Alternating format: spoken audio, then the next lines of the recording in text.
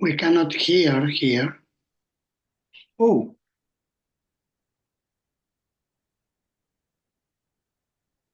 I don't know about others, but here we cannot hear. what's happening? Can you hear my voice, Maharaj? I hear you well, yes, Prabhu. Okay, let me try again.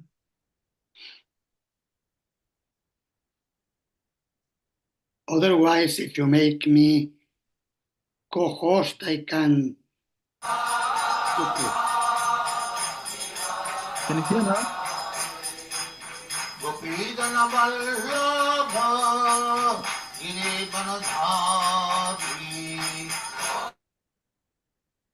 I got cut. You are co-host now, Maharaj. Should I play? I have 4 minutes and a half. Srila Prabhupada said Radha Madhava. Should I play that? Yeah, Saturday Prabhu is uploaded from his side. Okay.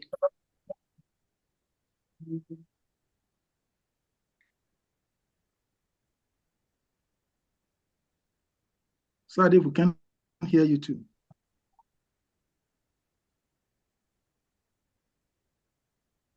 Yeah, we see but don't hear. We can hear yours also, Saturday.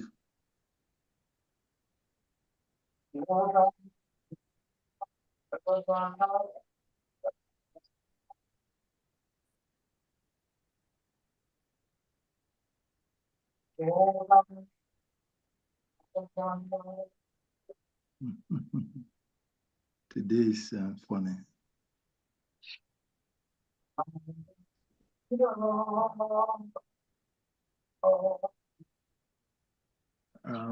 The sound is breaking, Saturday Prabhu. So did you say you cannot hear?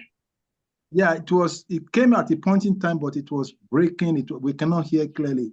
Okay, let me share it again. I don't know what is up today. Yeah, same thing from here. I don't know why it didn't come out of my hand. Should I try? Okay, Maharaj, you can do. But I have only sound, not image, but okay. I can try, let me see.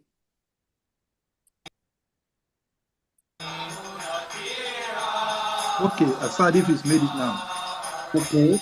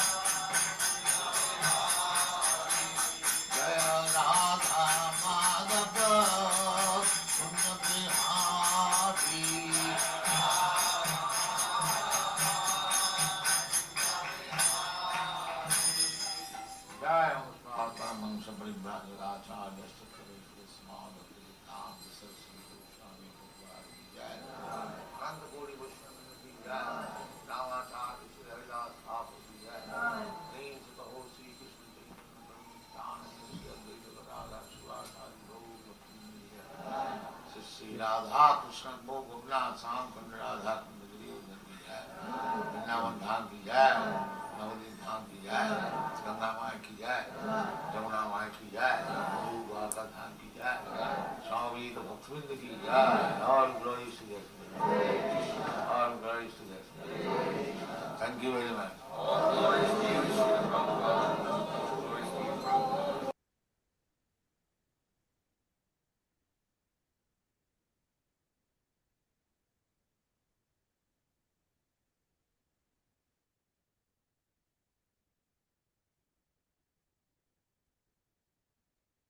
Hare Krishna, dear devotees, please accept a humble obeisance. All glories to Jagat Guru Shri Prabhupada. All glories to His Grace. Sorry.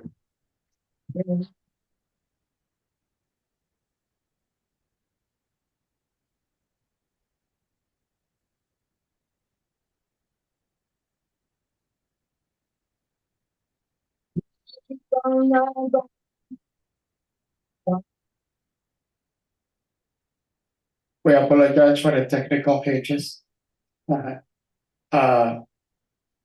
We are very much fortunate to have His Grace YADUNANDANA Maharaj to be with us today. And it's also more beautiful because Maharaj gets to begin a whole new chapter with us. Maharaj starts the chapter 4 of Canto 3 with us today. Of course, we all know Maharaj is very busy. He has lots of preaching engagements, but he found time to be with us today. So we humbly request all the devotees to take the opportunity to be very rapt, attentive, and listen to Maharaj, and hopefully turn on their cameras also, so that Maharaj may see their faces and receive Maharaj's blessings. So with that being said, Maharaj, again, we thank you so much for being here, and we apologize for the inconveniences and the technical hitches in the beginning. And we may put the verse on the screen, and then Maharaj, you may start to speak. Hare Krishna. Thank you very much, Sahadev Prabhu, for inviting me for this class, and also to all the devotees and friends who are present, for whether on Zoom or on YouTube, in whatever way it is broadcasted.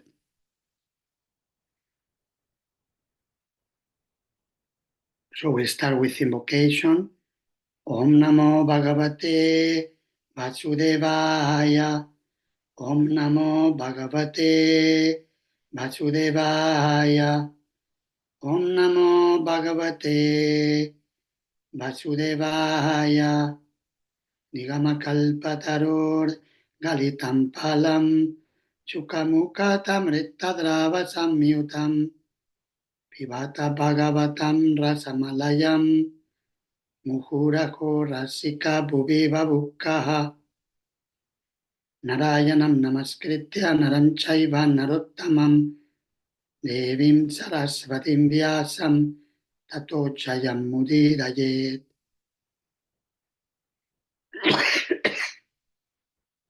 So we are reading from the beginning of the 4th chapter of the 3rd canto in Srimad Bhagavatam. Vidura approaches Maitreya. Text number 1. Uttava uvacha atate tat anugyata pukvapitva chavarunin taya vibramshita jnana duruktair marma pasprishuhu. Srila Prabhupada's translation and purport. Uddhava uvacha, Uddhava said, Atha, thereafter, they, the Yadavas, tat, by the Brahmanas, anukyata, being permitted, bhukva, after partaking, pitva, drinking, cha, and arunim, liquor, taya, by that, vibramshita jnana, being bereft of knowledge, duruktai, with harsh words, marma, the core of the heart, pasprishuhu, touch. Thereafter, all of them, the descendants of Prishni and Bhoja, being permitted by the Brahmanas, partook of the remnants of prasada and also drank liquor made of rice. By drinking, they all became delirious and bereft of knowledge. They touched the cores of each other's hearts with harsh words. Purport. In ceremonies, when Brahmanas and Vaishnavas are sumptuously fed, the host partakes of the remnants of foodstuff after the guest has given permission.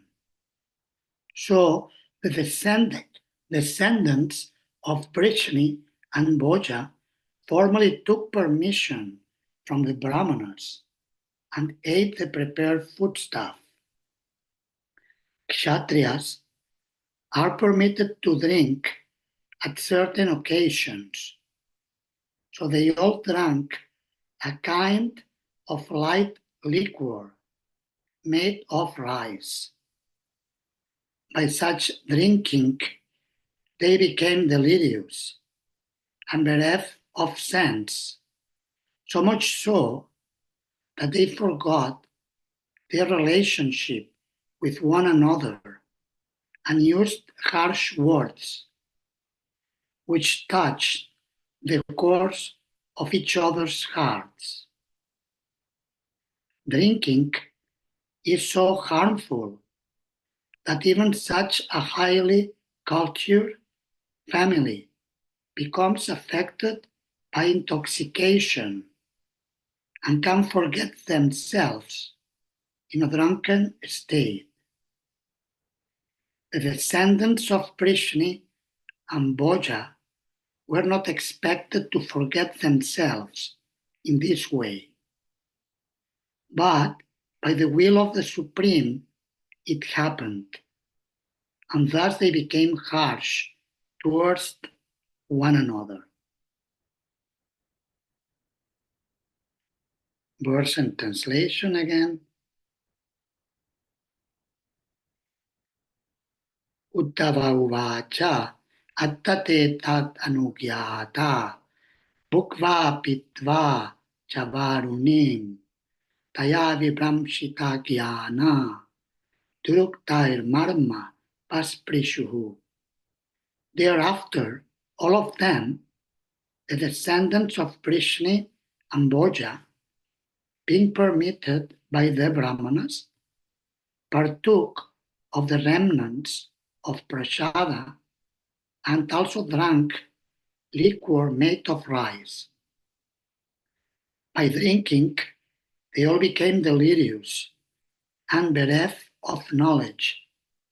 They touched the cores of each other's hearts with harsh words.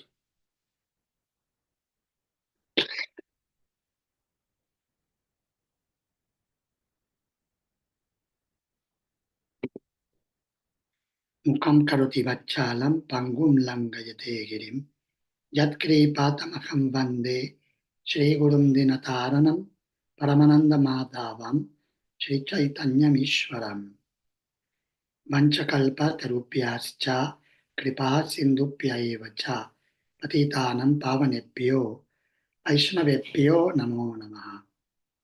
Nama Om Vishnu Padaya Krishna Prestaya Bhutale Srimate Bhakti Vedanta Swami Niti Namine Namaste Sarasvate Deve, Gauravani Pracharine, Nirvishesha Shunyavadi, Paschatya Tarini.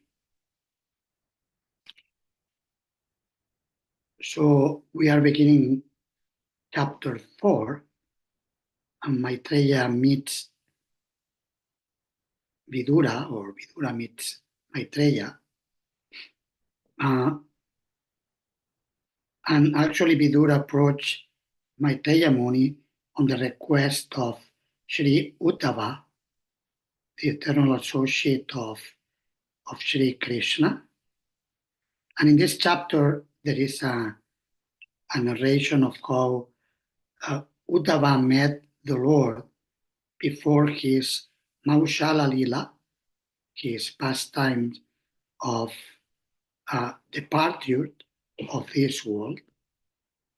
They met near the banks of the holy river Sarasvati, and Krishna gave permission to Uddhava to go to Badarikashrama and to share his last instructions with them, including an explanation of the Chatushloki, the 4 original Bhagavatam verses found in the end of chapter 9 of the second canto, which the Lord explained further to Uddhava.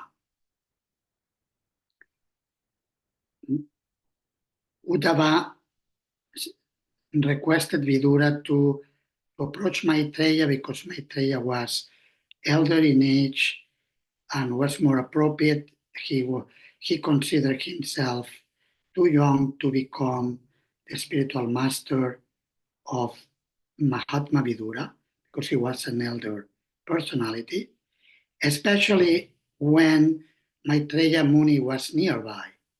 There was nobody else nearby. Okay, he could have done it, but he thought it was more appropriate. And besides that, he had the instruction to go to Badarikashram, so he had important service to do. So he decided to move on and send Vidura to Maitreya. So this will be what we will find in this chapter.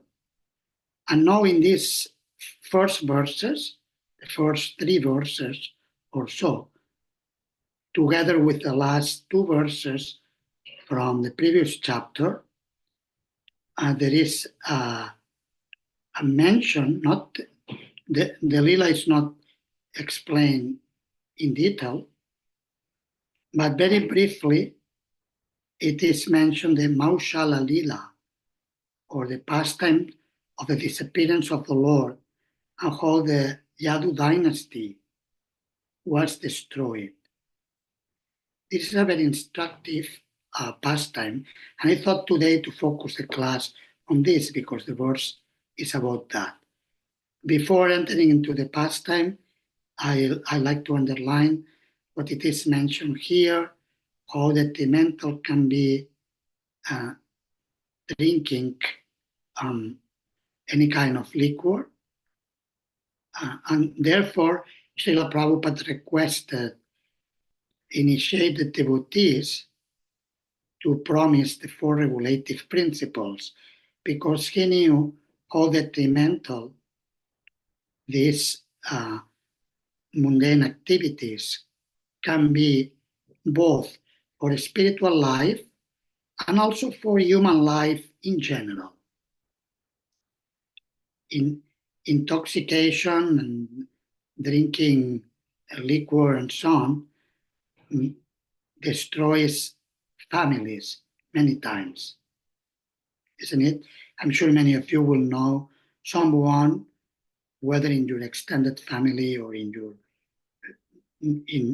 neighborhood, someone whose family was destroyed due to one or more of the members being addicted to drinking, and all the sinful activities which Srila Prabhupada requested devotees to avoid: meat eating, fish and eggs, intoxication, illicit sex, and gambling. All these activities are problematic. Also, illicit sex destroys families when there is lack of fidelity, loyalty among the marriage partners. This can break apart the family. Sometimes, even in extreme cases, there is violence involved and so many disturbances. And gambling also, people sometimes, when they get involved in gambling, may ruin the savings of a family, may put the family into debt. Also, I'm sure many of you will know some cases like that. I had some in extended family, in uncles, cousins.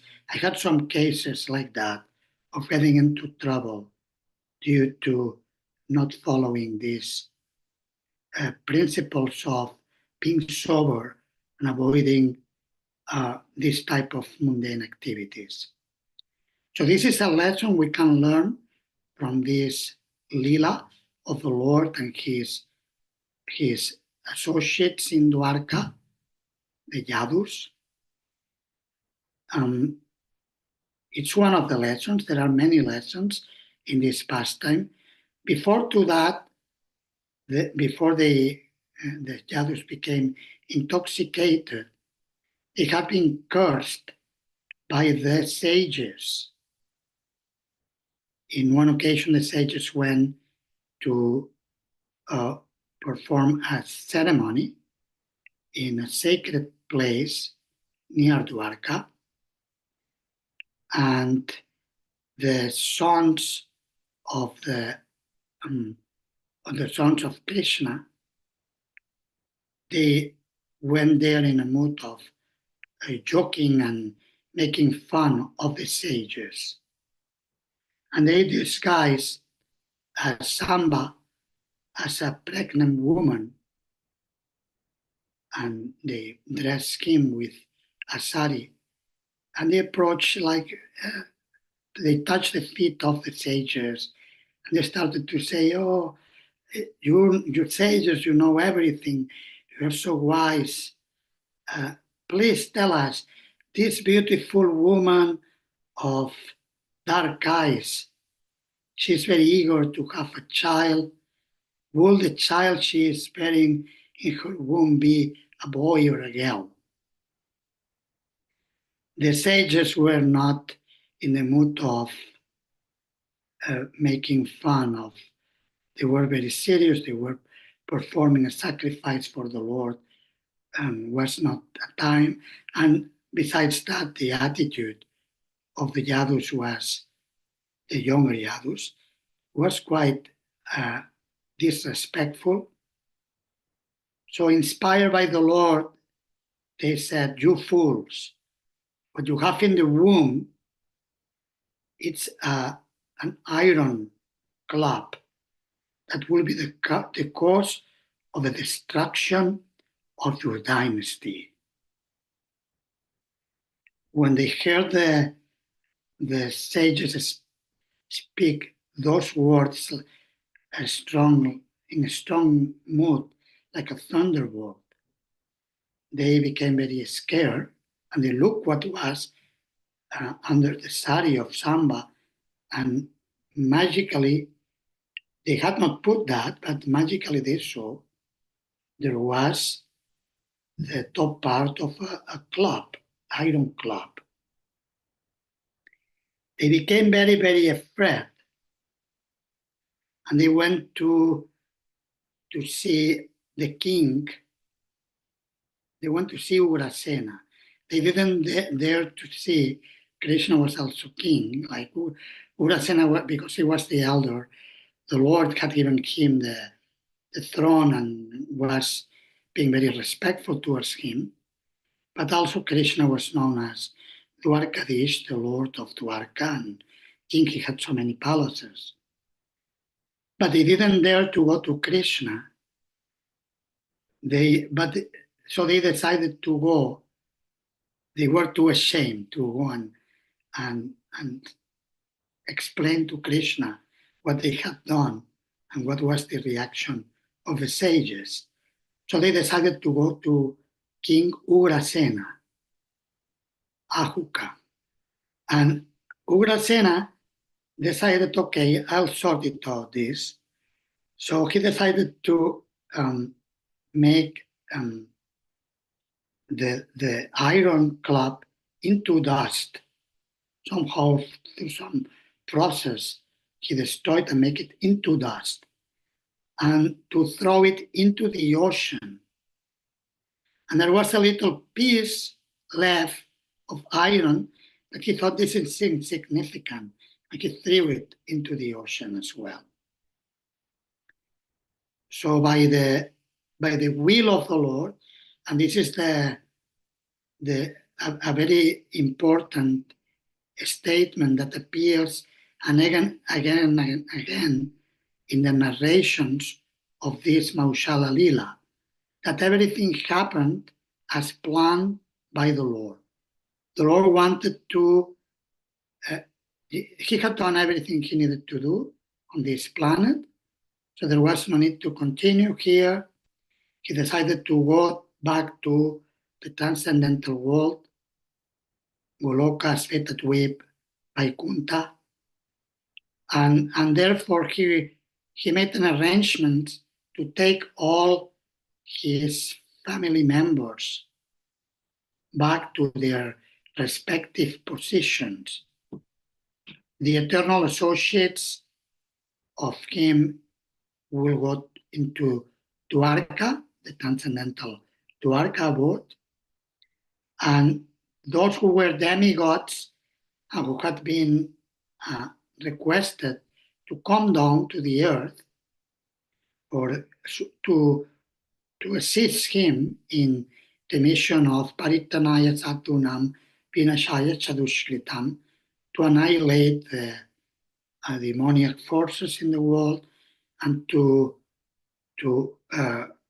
protect and to empower his pure devotees like the Pandavas.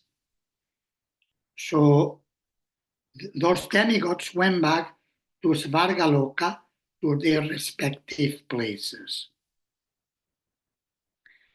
In commenting on this Lila, Srila Jiva Goswami mentions these were like magical feats of the Lord. What happened was magical. How the Lord arranged for the whole dynasty to be destroyed in an apparent fratricidal war. Other commentators of the Bhagavatam also say the same. Srila Sridhara Swami, Srila Vishwanatha Chakravarti Thakur, they have explained there are different narratives about that illustrate how it can be understood as the will of the Lord. In text 3, you will see how it is mentioned that all these things happen due to the potency of the Lord. Svatma Mayaya. Atma Maya means the Lord's own potency.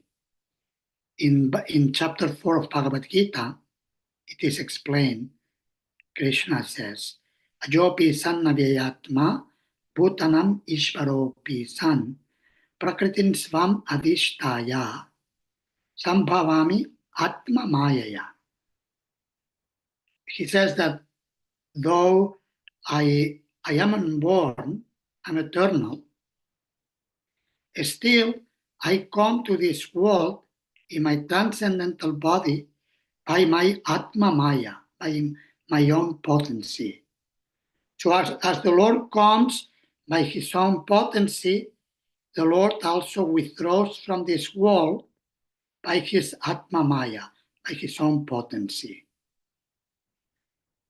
So we should not considered the Yadus ordinary people who became drunk and then they destroyed themselves.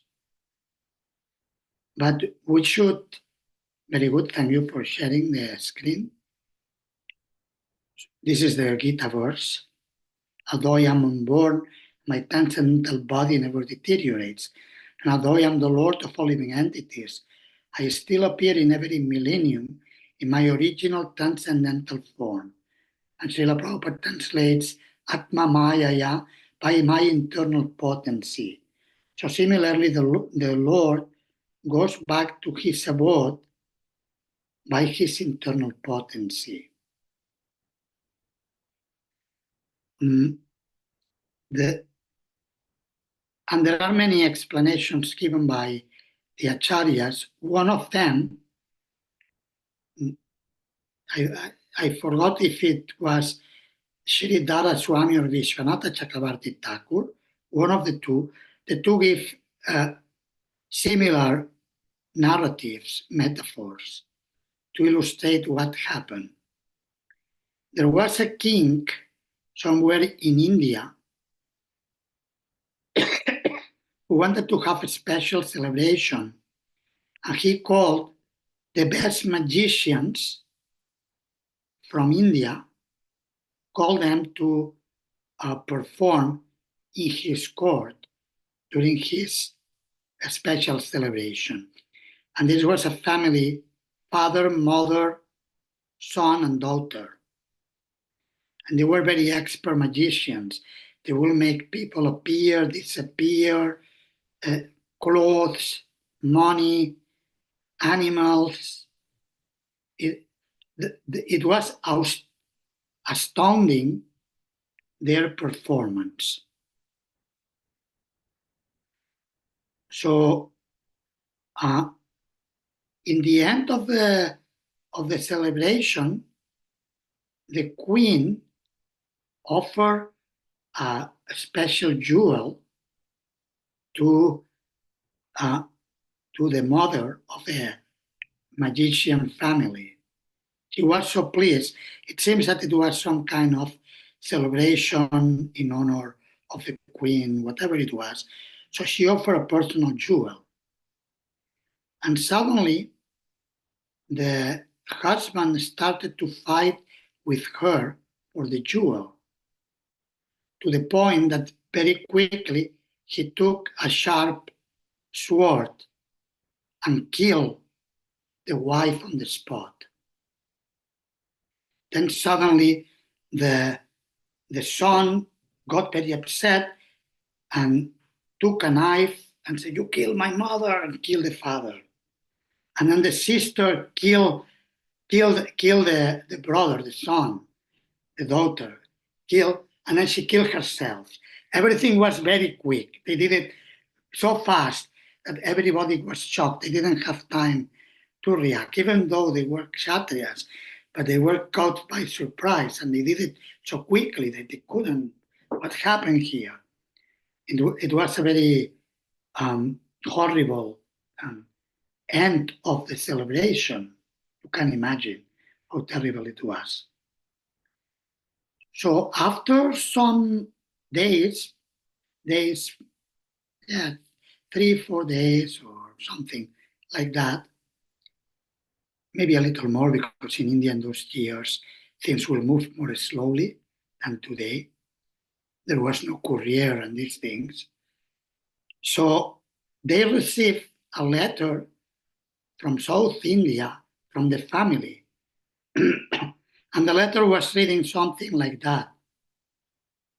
"Your Majesties, we felt very honored to perform in your court.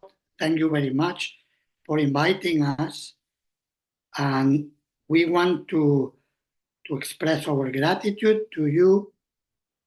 And also, we want to apologize in case we shock your guest in our final performance. But we want to ensure you that we are alive, we are fine, we are at home. So don't worry, we are okay. We are okay. And the jewel you wanted to give us, by the way, if you want to send it and send any dakshina, we will be very, very grateful and very honored to receive it at our place. The king sent some men to check it out, and yes, the magicians were living happily in their hometown, and they were remunerated and so on. So some of the acharyas have referred to this lila, to these magic feats of this magician family who performed for the king, as a comparison to show that actually the destruction of the Yadus was just a performance they were doing by the will of the Lord to go to their respective places.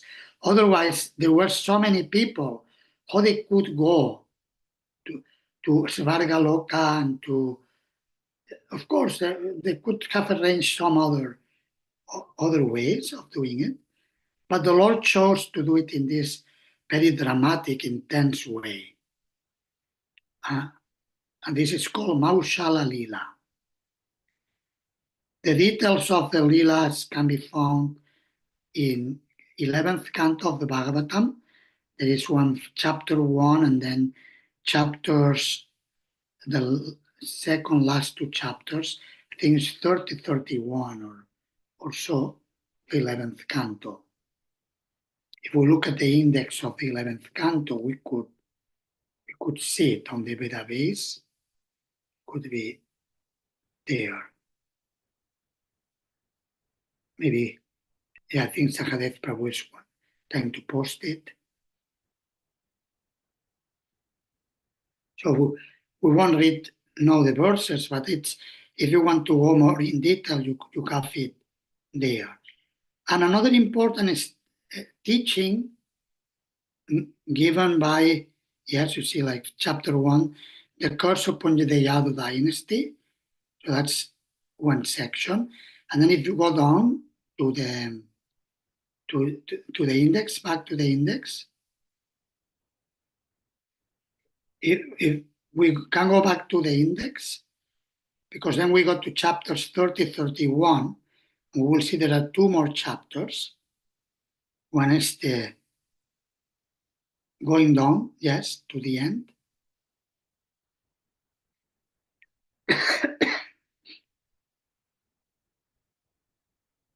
More. Yes, chapter 30, the disappearance of the Yadu dynasty. There is explained how it, with more detail, how it took place. And the disappearance of Lord Shri Krishna, how the Lord departed from this world. And it is very clearly stated how it was arranged by the Lord, and the Lord was very conscious of that. Srila Vishwanatha Chakravarti Thakur explains that actually the eternal associates of the Lord, they remained in Dwarka and went back to Dwarka in Spetadvip in Goloka, in the spiritual world. And only the demigods, the expansions, the demigods were entering into the bodies of the eternal associates of the Lord for the sake of, due to the order of the Lord. So these demigods, they went back, they went to Prabhasa Kshetra, where the fratricidal fight took place. And then when they were destroyed, they went back to Svargaloka, the heavenly planets, to their respective positions. Like, for instance, Kartikeya had entered into the body of Samba, Krishna's son, so went back to his abode in Svarga, and like that, all the different demigods. So another important teaching, we could say, but why the Lord has to end in such an extreme manner? He could live in a more romantic away this world more, playing flute and then starts to fly on the sky and this or disappear, whatever. But why the Lord did that? And some of the acharyas like Vishwanatha Chakravarti Thakur have explained that this is so to teach us detachment.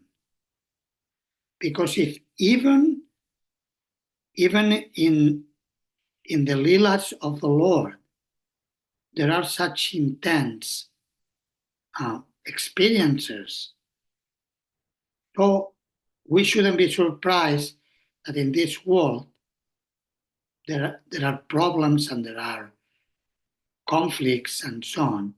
Of course, that's not to say that we should foster the problems and the conflicts. We should behave according to the instructions of Shastra in Shuddha Sattva, in pure goodness, and offering everything to Krishna and serving the devotees, being merciful to other jivas and so on. But still, we see Mahabharata, Ramayana, in so many different leelas, there are tests. And the Lord wanted to teach detachment.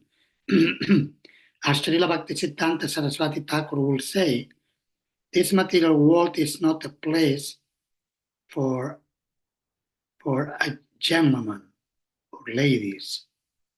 Ladies and gentlemen do not stay in the material world, but they go back home, back to Godhead. This is the implied message, that there is no hope for ultimate success in the material world. So in this way, we find so many lessons that we can learn from this pastime. Let's recap. We should be careful not to commit sadhuninda, offenses to Vaishnavas nor Brahmanas. That's important to avoid. Otherwise, there are serious reactions, like in this case, the curse provoked the destruction of the Yadus. Then we should avoid activities that make us lose our head, and therefore Srila Prabhupada gave the regulative principles together with the chanting of 16 rounds of japa daily as a minimum. So this is another important lesson. Then we should learn detachment, because if even in the family of God, extreme things happen, so it may happen anything in this world. And we should be detached, whatever Krishna sends us. It is up to him how he wants to arrange and develop things. So ultimately, being detached and accept the will of the Lord. And finally, that the Lord's appearance is just a magical performance that the Lord arranged to take quickly all his associates to their respective places. He thought this is the best way to do it.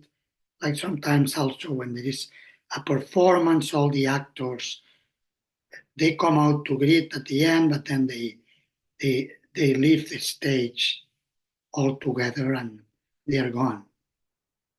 So like that, the Lord decided to arrange his Maushala Lila. These are some thoughts, reflections on this first verse of this chapter, which refers to the final Lila of the Lord. Thank you very much for listening patiently. If you like to ask questions or make any comments, we have some minutes. Hare Krishna. Thank you so much, Maharaj. Thank you so much, Maharaj. And again, we sincerely apologize for the technical hitches we had in the beginning of this Shri Krishna Katha. So, dear devotees, if anyone may have questions, comments, realizations you may want to ask or share, please, you may do so while Maharaj is still here with us. But Maharaj, I have lots of questions from this wonderful pastime you shared with us. But I will start with, we all know there are some people in this world called atheists. They do not believe in the existence of God because God is described as the most kind, most merciful being. And we are all supposedly his sons and daughters. So if God knows that drinking even slight liquor can cause people to do like they did in the case of the Yadavas, and Sri Prabhupada explains in the paper, even a slight, so-called slight liquor can cause people to do what the Yadavas did. Then the question is, why did God actually create this alcohol in the first place when the Lord knows that by drinking this alcohol, people are going to be disturbed, and he does not want people to be disturbed. So what do we say to such people? Yes, I mean, in this case, as we were mentioning in the beginning, it was the plan of the Lord. He decided to take all his associates back to their respective places in this way. We could say, yes, he could have done it in a more peaceful way and so on. But also, some of the acharyas explain how the Lord wanted to bewilder the atheists as well. Like in Bhagavad Gita, Krishna says, Yaya tamam prapadyante tam stataiva pajami aham mama varmanu vartante manushya partha sarvachaha. This is in chapter 4 of Bhagavad Gita. And the meaning is that as they surrender unto me, I reciprocate with everyone, with all of them. So those who want to have an argument to say, yes, you see, he couldn't be God, because otherwise he could end like that. If it ended like that, that means he was not God. And the Lord wants them to, okay, you want to be in Maya in this way, you remain in Maya. So the Lord is reciprocating with each person according to their own position. For the atheists, he's making them believe what they want to believe. For devotees, he wants to, who are not fully realized, he wants to teach them detachment so we can progress. And therefore he ends in such a way. Like sometimes things happen, like it happens that the spiritual master departs early from this world, sometimes happens, or the body of the spiritual master becomes very ill and then he cannot anymore do the preaching services he was doing. Like that, all these things happen in this world.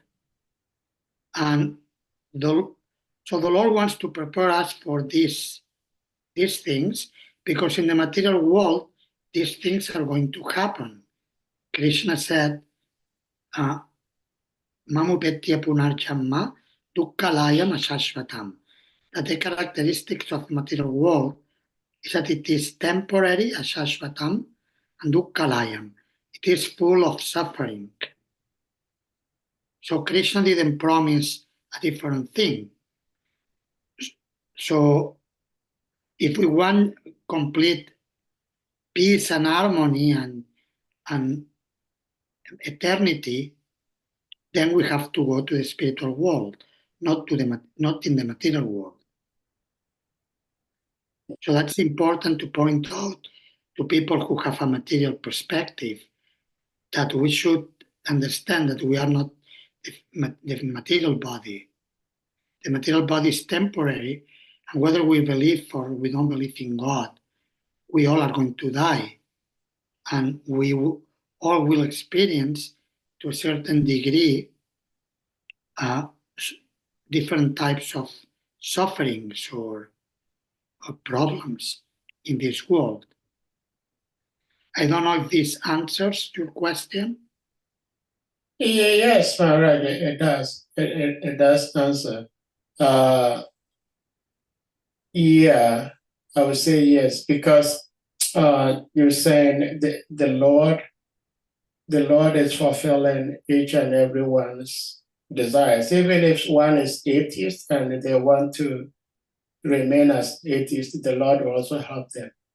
But my question, in trying to understand this, is we've actually had this question asked on this platform quite a number of times, and we have not fully come to the conclusive answer to that, in the sense that in the Krishna book, I think it's chapter 54 or so, it talks about King Nriga. Yeah, King Nriga, because in this text, we were talking about the dangers of offending Vaishnavas and Brahmins. It's very dangerous to offend Brahmins and Vaishnavas.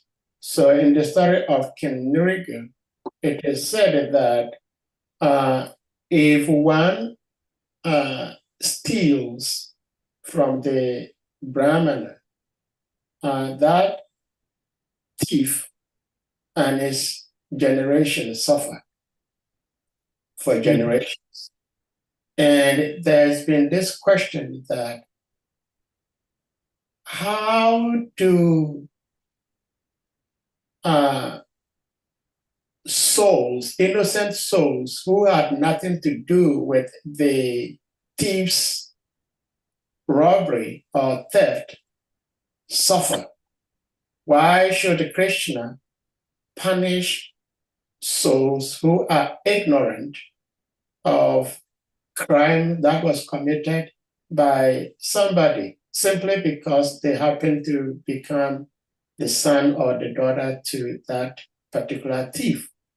So I don't know if Maharaj, you may like to help explain to us what that statement means, that if someone robs a Brahmin, that particular robber and his generation suffer. If you may help.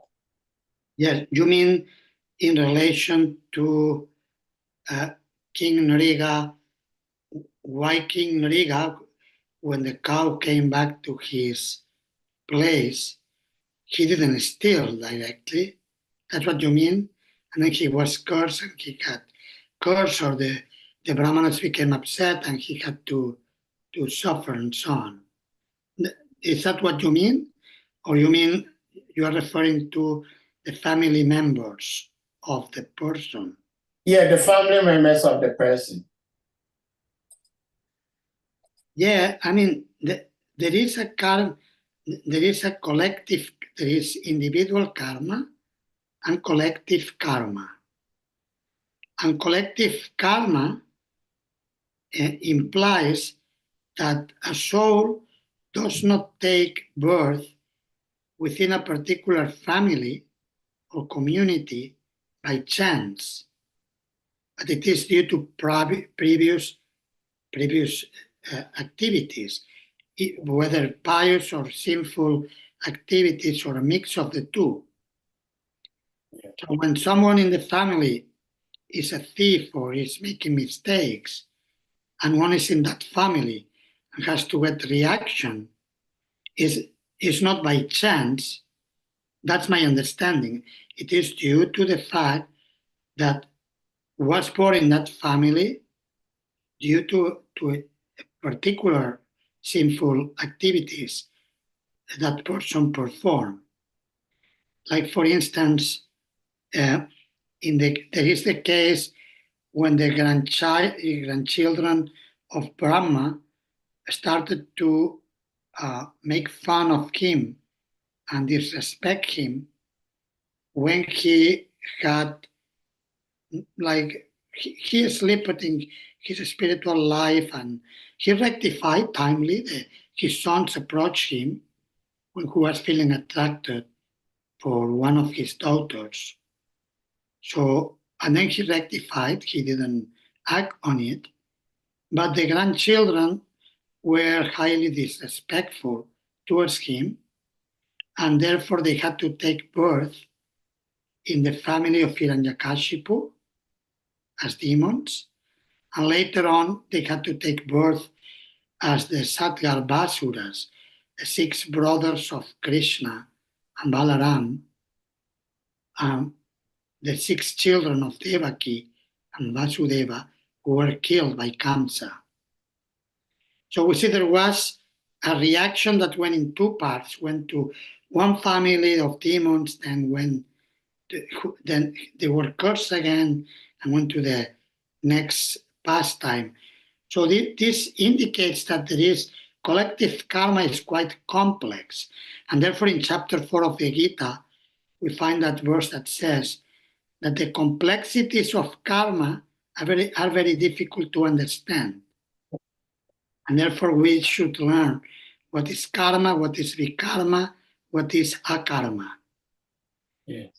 So that's my understanding. It was not by chance. Yeah. But of course, also, it happens in the other side, in the other way around. Like, for instance, Sri Chaitanya Mahaprabhu told Satyaraj Khan, one of his devotees from Korea, that whoever was born in the family of his father was known as Gunaraj Khan. And we find this in Chaitanya Charitamrita. And Gunaraj Khan wrote a very beautiful verse stating that Sri Krishna, the son of Nanda Maharaj in Vrindavan, is his life and soul. He started his book in this way, very beautiful poetry and expressing his loving devotional feelings for Krishna.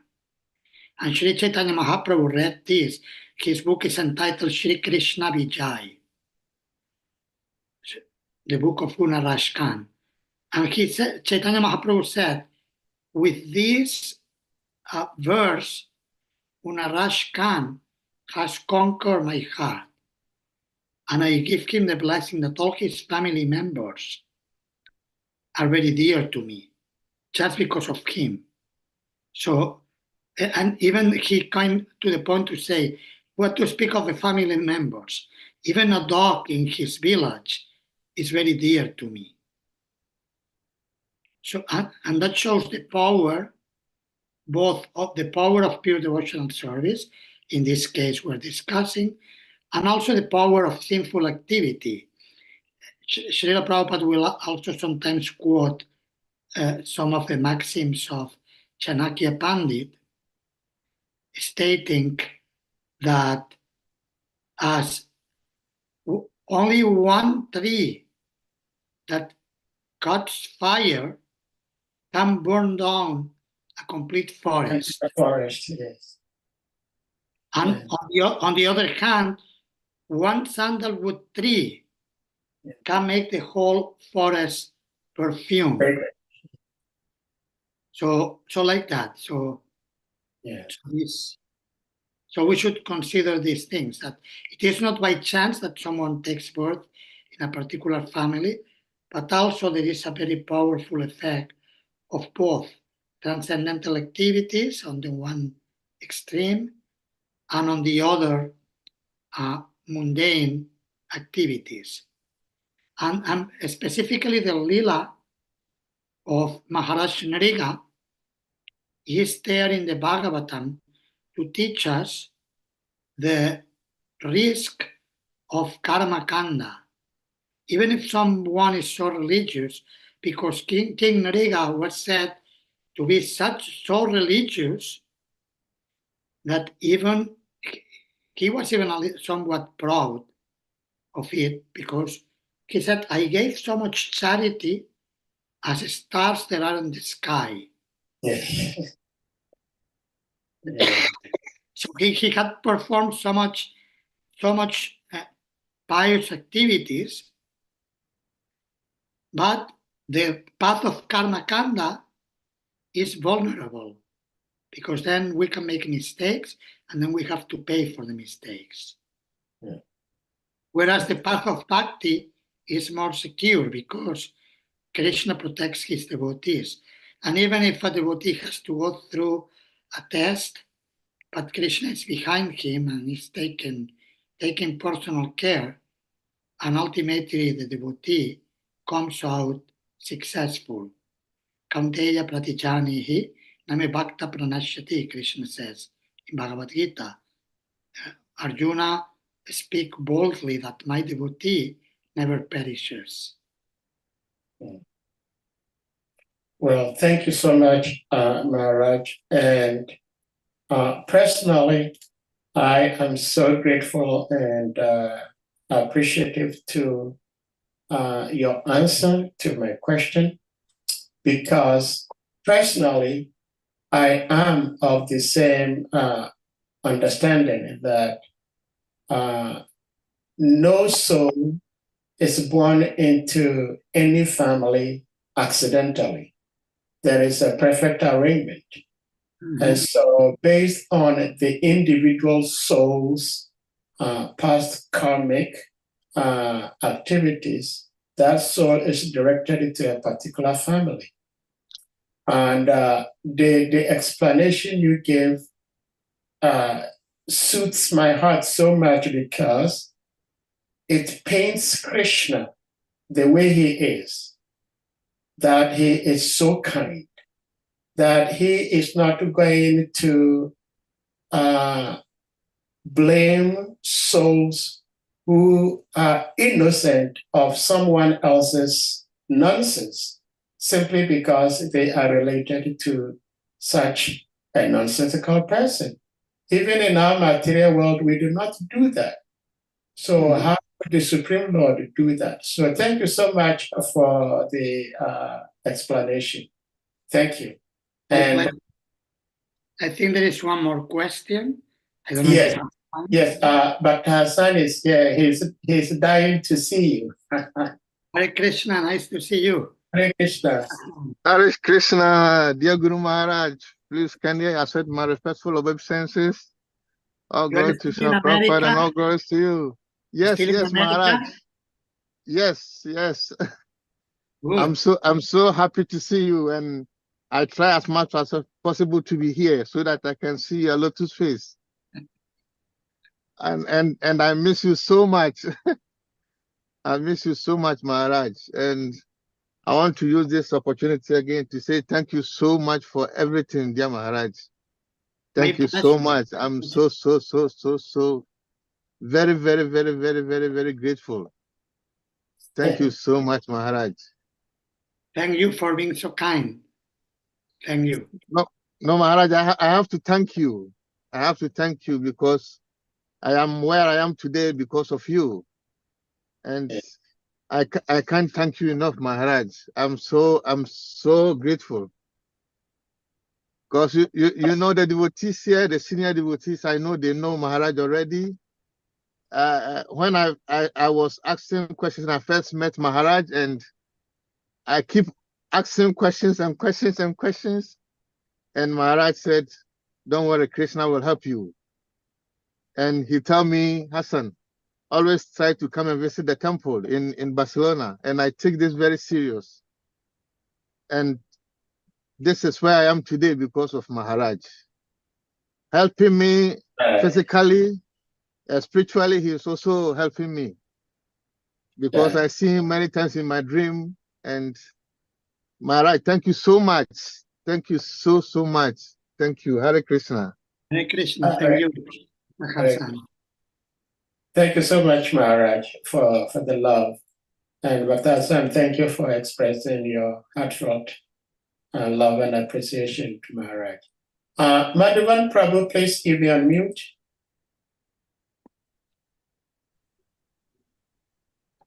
Hare Krishna Maharaj. Hare All glories unto the Lord of Hare Krishna. Thank you very much for giving us your wonderful time. And I also appreciate how you answered our question, which dispels a lot of doubts in our hearts. My concern from today's text or narration, we see how Lord Krishna and his, let me say, family members or his eternal associates, how they left this planet.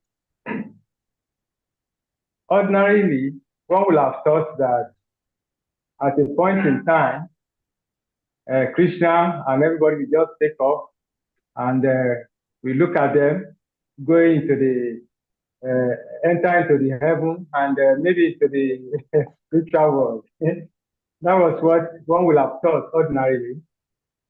But you made us to understand that the way Krishna operates is such a way that he also beware that the demons or the atheists.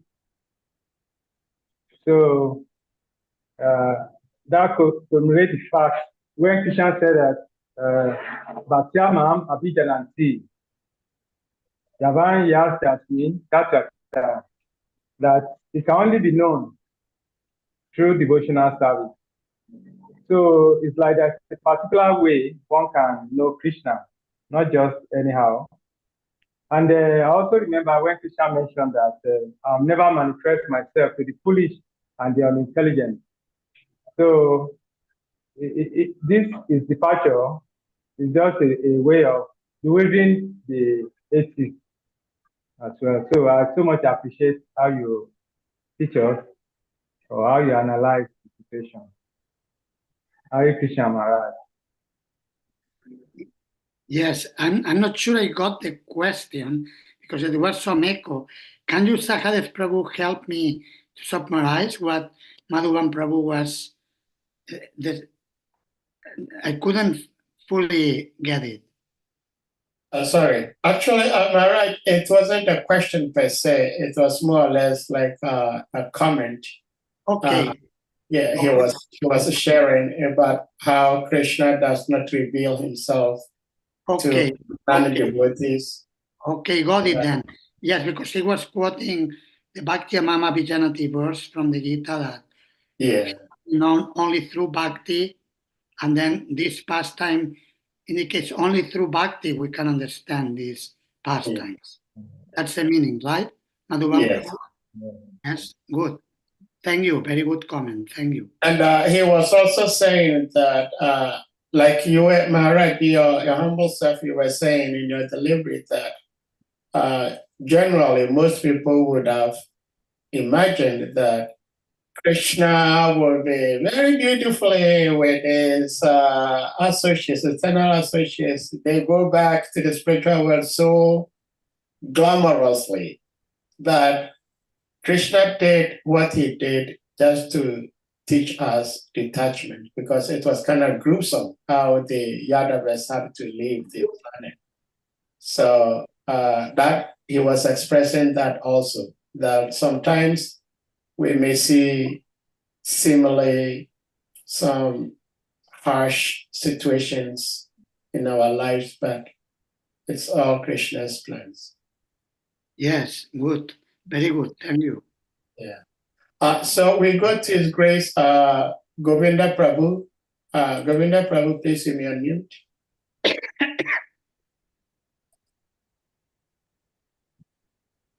Thank you, Maharaj. My respectful obeisances to you, Maharaj. All glories to you.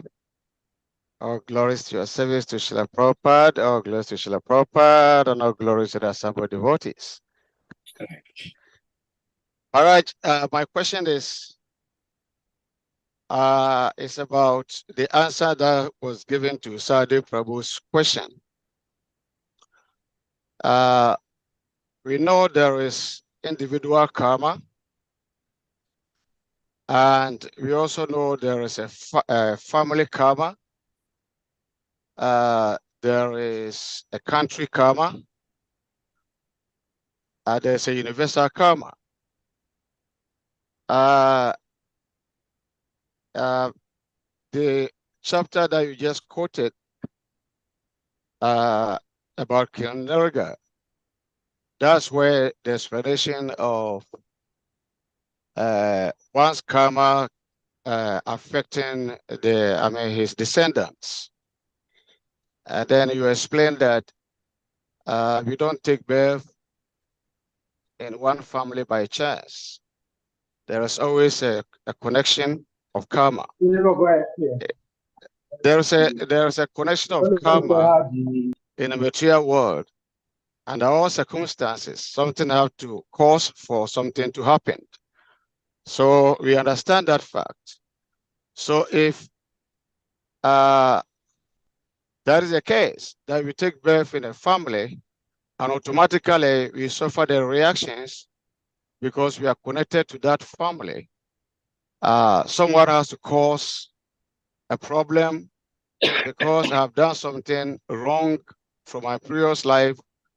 I have to suffer from that person activity.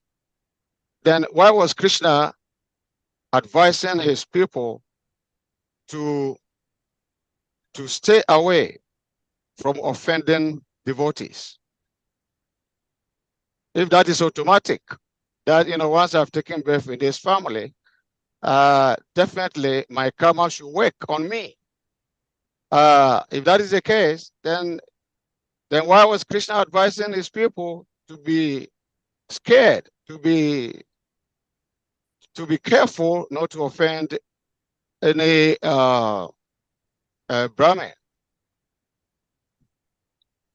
Okay, good. I got the question. Yes.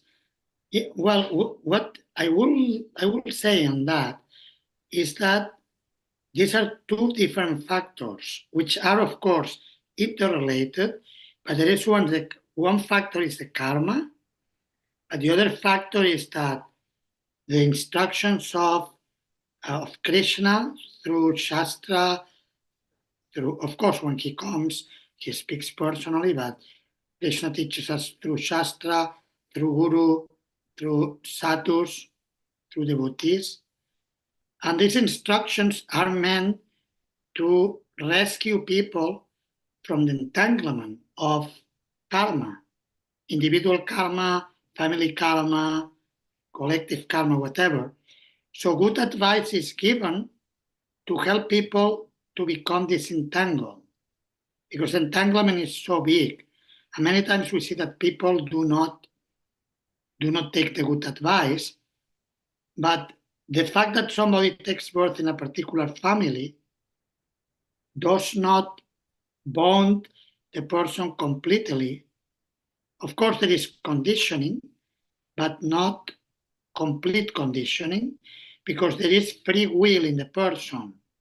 And therefore, Krishna and his representatives give instruction to stimulate the good use of the good will for the benefit of the people. This is the reason why it is done. And therefore we see that some great devotees took birth in families which were non-Vedic and in which the family members were addicted to sinful activities, many of us. But then by taking shelter of the devotees and of the lotus feet of the Lord, then we are rescued from such entanglement. And not only that, but we can even reverse the process, that if a person becomes a pure devotee of the Lord, he then will liberate his family members. So there are these two factors, and ultimately free will is an important factor as well. I hope this answers. Yeah, Maharaj, thank you very much. Thank you. Well, Maharaj, thank you for the answers. And of course, the last question from His Grace Govinda Prabhu. We've been asking these questions from different speakers, Maharaj. And so we're very grateful to hear your conclusion to our question. And because we had been talking about this, I tried to do some reading on what Srila Prabhupada might have said on this. And I came across this particular statement mentioned in one of the purports of Srila Prabhupada in the Bhagavatam. Srimad Bhagavatam, Canto 3, Chapter 24, Text 45. Srila Prabhupada says in the purport, the last paragraph, says, another word mentioned here is Sarvajin. Sarvaj, I don't know how to pronounce that. Sarvajani or Jan. Sarvajin. Okay, thank you, Maharaj. The super soul sitting within the heart is all cognizant. He knows. I may forget my past activities due to the change of body. But because the Supreme Lord as Paramatma is sitting within me, He knows everything. Therefore, the result of my past karma or past activities is awarded to me. I may forget, but He awards me suffering or enjoyment for the misdeeds or good deeds of my past life. One should not think that he is freed from a reaction because he has forgotten the actions of his past life. The reactions will take place, and what kind of reactions there will be is judged by the super soul, the witness. So this buttresses what Maharaj was saying, that based on the individual's karma, then he is directed to a particular environment just to fulfill his karmic reactions. Because, like we're saying, how do we even describe Krishna to non-devotees that Krishna is the Supreme Lord, He is the most merciful Lord, yet He punishes those who have nothing to do with someone else's crimes? That will contradict God. So, thank you so much, Maharaj. Hare Krishna. Thank you very much. Very nice quote to the one you posted. Yeah. Okay, I think we can end here for today. Yes. Yes. Maharaj, since you are a revered speaker today, if you may have some sort of concluding statement you want to make today, you may do so before we bring this to a final close. Yes, I mean, we can, based on today's verse, take shelter of Krishna and appreciate all his leelas, even if we cannot fully understand them, but appreciate them with love and devotion, and know that whatever Krishna does is for the benefit of everyone and for the reciprocation with each and every soul. And Krishna he always wants, as devotees, he wants to help us. So in that sense, we should feel confident that Krishna will take care of each and every one of us. Rest assured that Krishna does that.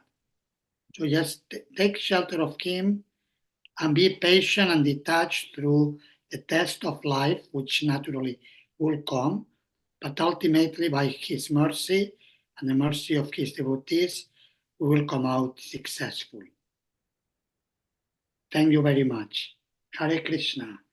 Hare Krishna. Hare Krishna. Thank you so much, Maharaj. And we hope and pray that we can have your association at least once in a month.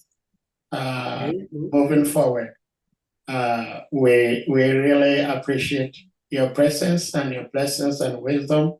And with that being said, dear devotees, we're going to humbly request you all to kindly unmute, and we all chant the loudest Hare Krishna Maha Mantra to express our appreciation to our revered speaker, His Holiness YADUNANDANA Swami Maharaj.